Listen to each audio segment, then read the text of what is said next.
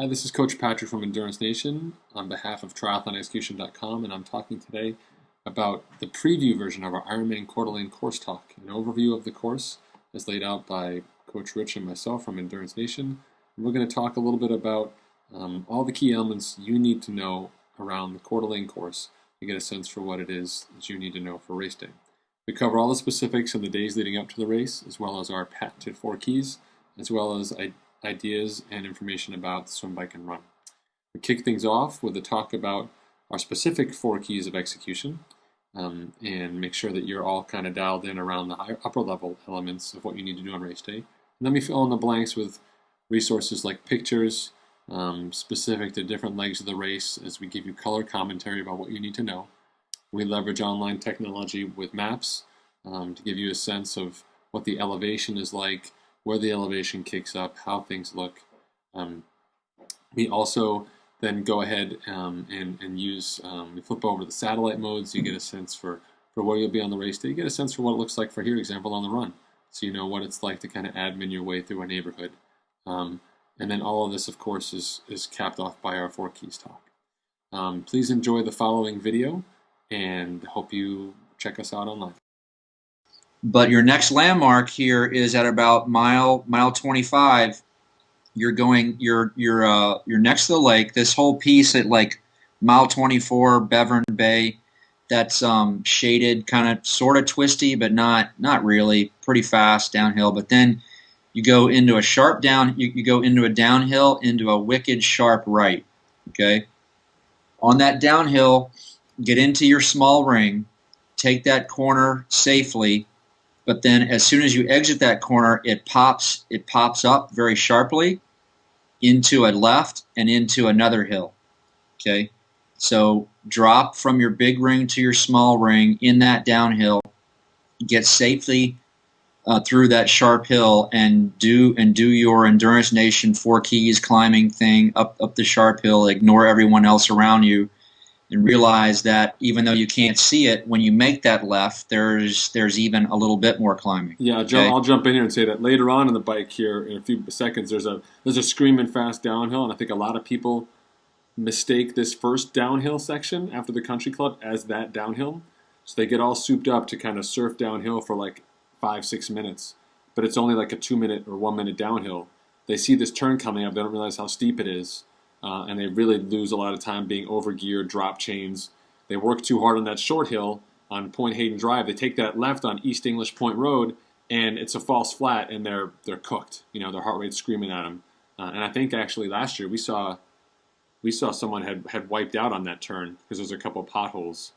Yeah, on the second that one. was actually in '07 when you and I did the race official thing. There was a dude who had just gone down like seconds before we got there. But so let's talk about what the general character of the Coeur d'Alene hills are. Okay, the way that I saw them is pretty much all the hills have a false flat. Okay, so you climb this hill. First of all, you can see most of the hills for a long time before you get to them. So I'm on a flat. I see this hill. The hill doesn't look too sharp. I'm thinking that maybe I don't have to shift into my small ring. I can power up this thing. I stand, I power up. Oh, but wait, it's a false flat. Crap. Okay, now I downshift, but I'm sort of cooked.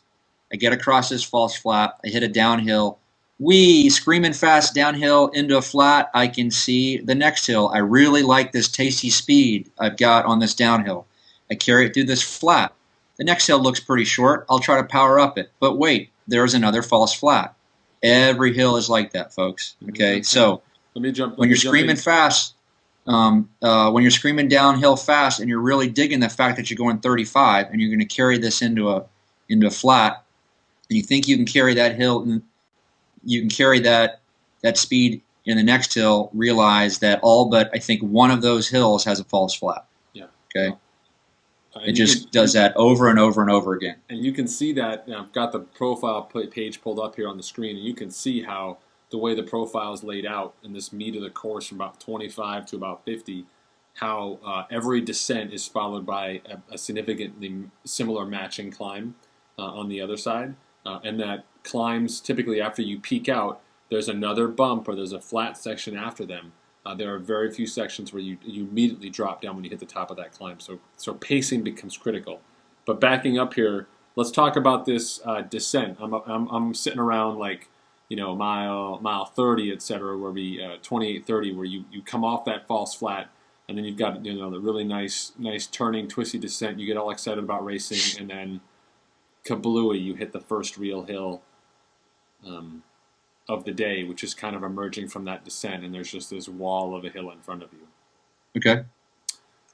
As you know, that's Why don't you go for it because you've got the screen and you can Okay. you can walk them through the profile and whatnot. Sure. So sitting right on mile 30 here, that's really the first hill of your day.